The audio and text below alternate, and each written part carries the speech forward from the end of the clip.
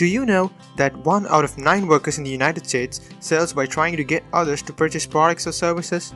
Well, you can say you are not in sales, but in actuality, everybody is in sales. Selling is persuading others to do something for you. Whether you want someone to like your idea at work, implement a new procedure, or hire a new employee, you are selling. This means that the other 8 out of 9 workers in the US are also in sales. So, selling is a fundamental skill that you need to learn to be successful both in business and in life. So I'm going to give you 7 tips that you need to know before you can sell anything. And if you can use them correctly, you can simply never fail at selling. So keep watching. Find the right fish in the pond. To sell effectively, you need to identify potential customers, their possible needs, requirements, and aspirations. By finding the specific type of person who is just right for your product or service, you will avoid wasting time on poor fit leads. Instead, you will have more time to devote to buyers with a good chance of becoming customers. Here's how you are going to find the right customer. Before you can identify potential buyers, you need to define which buyers you can help and which you can't. Once you figure that out, you need to be familiar with the characteristics of your target buyers and thoroughly qualify each and every prospect using a matrix. This is called an ideal buyer profile. This is like having a secret weapon. This way, you will have far more success. One of the most important things in effective selling is to be able to distinguish between a potential customer whose interest is genuine but whose requirement is not immediate and one who has an immediate interest in a potential purchase and can therefore be actively engaged in the process of selling. In this regard, salespeople need to be trained in the art of effective selling in order to know how to make this differentiation before engaging in presenting the product or closing the sale. Always be helping. This is something I learned recently. If you are defining your target buyer correctly, you'll spend the majority of your day talking to business leaders who have problems your product or service can solve. But just because you know this, it doesn't mean they do. Don't jump in with your pitch right off the bat. You run the risk of frustrating your customers. Instead, offer your help in the way you think would be most valuable. So contribute first and sell second. The best way to do this is to position yourself as an advisor who wants to help rather than salespeople thirsty to sell. And you'll find a more receptive audience when you finally get around to connecting their problem with your offering. To start with, you can send along a piece of content that speaks to their issue. You can speak about the trend that the buyer might not be aware of. If you're still not sure where you can be of service, simply ask. So remember, selling should be about providing a service rather than ramming something down the customer's throat. But this doesn't mean that you can sit back and wait for customers to buy. The action is often required, but that action must be respectful of the customer's natural buying process. So the next time you try to sell something, remember the slogan, always be helping. Do your homework. If you expect buyers to give you their time and learn about your product, you need to spend time learning about them first. In the age of social media, there's no excuse to call or email a buyer with no knowledge of what they do and what they care about.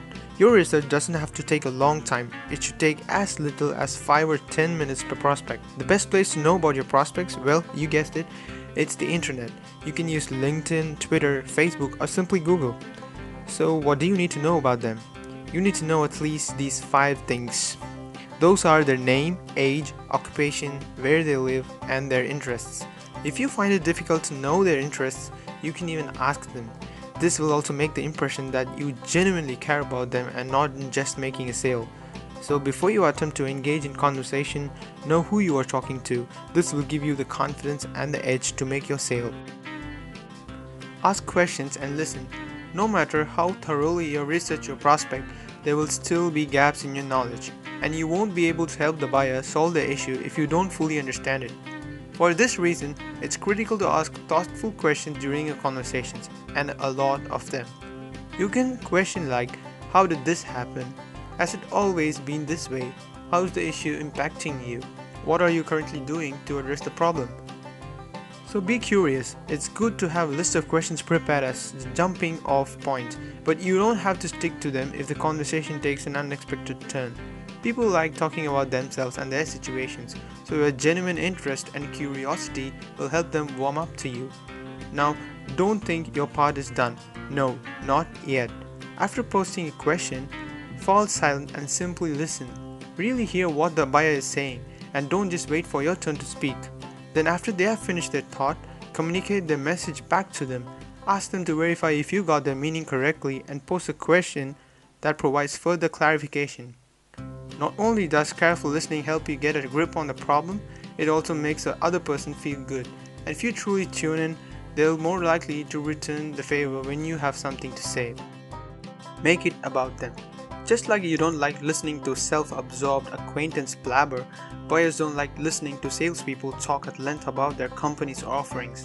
What you perceive as informative and interesting, prospects perceive as obnoxious and irrelevant. The main rule of sales is to always make it about your buyer.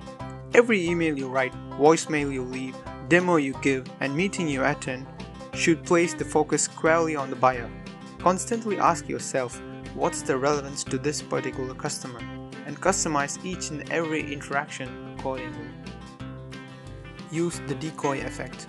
One of the common psychological effects used in marketing is the decoy effect. Here's how it works. When you have two options, users are forced to make a decision. They can choose the small option for less money or the big option for more money. It's a tough decision. They want more awesome but don't want to spend more money. So what do? They generally spend less money. But now enter the decoy effect. Decoy effect pricing involves adding a third option. The decoy is priced close to the more expensive option, suggesting that the more expensive option is actually better.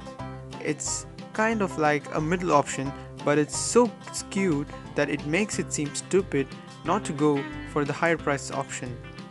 Let us see an example. Let us say you have two bottles of wine, one small and one large. The smaller one is priced at $10 and the larger one at $25.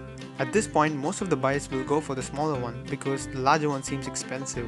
Now a medium bottle of wine is introduced and it is priced at $20. Which one do you think is more valuable for the money? Now among the three options, most people would take the larger one because it seems more valuable. So introducing the medium bottle made the larger one seem less expensive, so people tend to think that they get more value spending less money. This is the decoy effect. Now there are many psychological tricks like this in marketing, and I will make a separate video of it later, so don't forget to subscribe. Be on the same page. When it comes to selling, you'll often meet any one of the four main personality types that I'm going to tell you now. Number 1. Assertive. They are generally interested only in results and all they want to know is the bottom line. Number 2. Amiable. They are interested in creative ideas and the big picture visions. Number 3. Expressive. They are interested only in people and they want to know how your ideas will affect others. Number 4. Analytics. They are only interested in facts, figures, and data.